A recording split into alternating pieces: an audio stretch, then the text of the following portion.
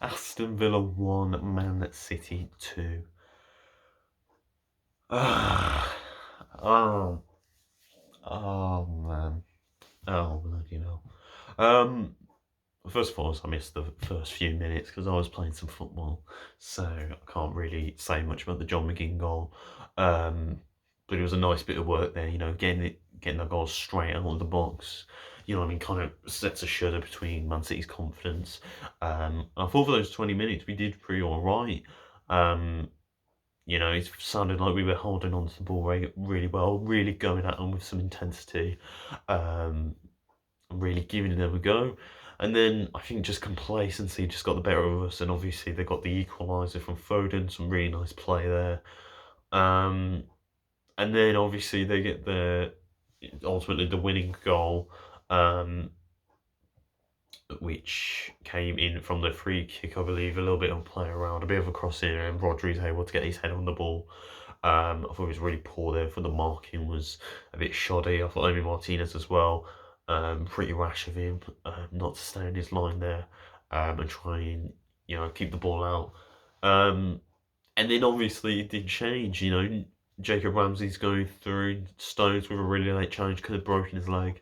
And he gets sent off from a VAR decision, and you're thinking, well, that's what we need now. City are going to be less attacking; they're going to try and focus and stay more um, reserved.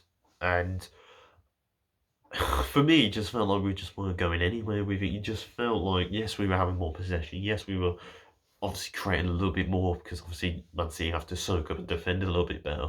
But ultimately, it just felt like nothing was coming off, and we just weren't capitalising on the red cards. And then obviously, Matty Cash makes a absolute poor tackle in. It's just because he's been done it by phone. He's had him in his pocket all night. Um, he's done that challenge, and obviously he's got himself sent off absolutely stupidly. Um,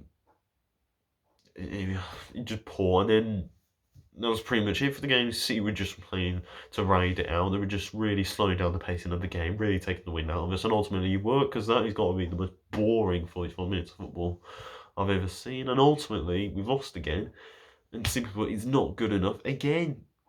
Um, I just don't understand how this can happen, how we go from December, getting a really good result 1-1 at Chelsea. Obviously, the COVID outbreak happened. But since then, I've not seen us been excited or at that level at all. It's been a real regression from Aston Villa, and it's so pissing boring and poor to watch. You know, I I see on Twitter and everyone's saying, yes, it's clear progression. I think it's a bit stupid to see Dean Smith out.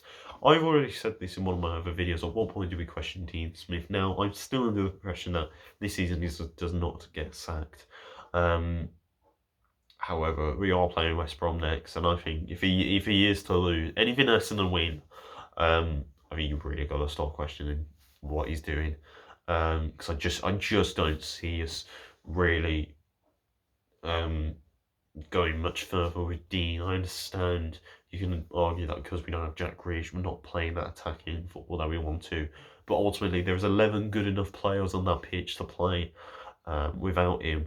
And I think ultimately, if Dean wants to succeed, he's going to have to find a way to do it without him. I think he has to go and do it anyway, but go in the window and buy a player that fills that role for him. Or get your finger out your arse and start working something with these players because it's not acceptable. And I've already said, yes, there is clear progression in these last 2 to 3 years.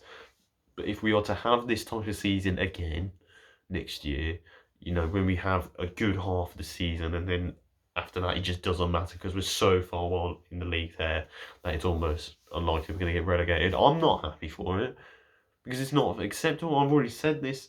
Finish below top 10, finish below Leeds. I think it's been a negative and rubbish season, and I think considering where we were in the top 6 and top 4, um, I'm just not happy at the moment. I'm just really bloody bored of watching Aston Villa. It's not exciting. There is a lack of creativity. I think the substitutions today were a bit poor. I thought Jacob Ramsey was getting really stuck in as well, really making a bit of an impact. And then you're taking him off and Keenan Davis when Bertrand Traore's done nothing all game. and you bring in Ross Barkley on for Marvis Nakamba. Now, I didn't think both of them were having a great game. I thought Douglas Luiz for me was quite poor because I just don't see what he's really offering us at the moment. He's not helping out defensively, and I just think he can make the odd ball here and there, but ultimately he's not that same driving, attacking player that we saw at the start of his time with Villa. And I just think he's just a number in the field. But you bring it on Barkley, he summed up the game perfectly. You make his first passing it, and then he goes straight to Ruben Diaz, and it's crap from him. I don't know where he's going to go after this because he's bloody rubbish. Um, and then the El Ghazi sub, which I think was just a little too late. It's just poor. It's just poor. I just don't want to see this next season because if this is gonna be what it is next season, I'd sack him. I really would because I just don't feel like we're moving much further with him, and it feels like we're having this season. We're having this negativity. I don't want to be negative because I do believe Dean Smith is what we need in a manager, but he's just not doing it, and I can't accept having this, and I won't accept it if we lose to West Brom.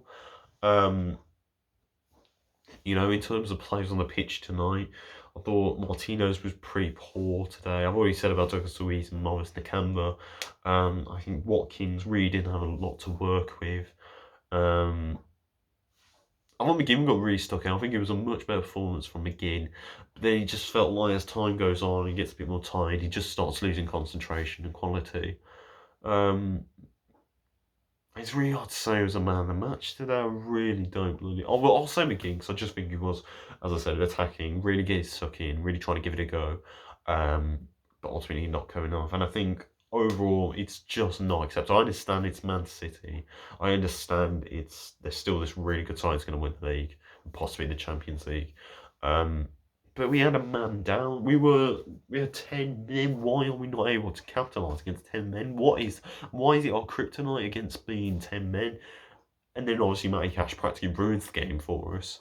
It gives us no chance at all. And we're now stuck here, feeling negative. No positives to take out of the game, apart from McGinn. It's just boring crap football. And as I said, we go on to West Brom next. And anything else other than a win, I'm not going to be a happy bunny. And that's all I've got to say really. So that's my instant match reaction to Aston Villa vs Man City. Leave your comments and the thoughts down below. But without further ado, I've been Penn of the Villa, the Pride of Villa. We'll see you later, boys.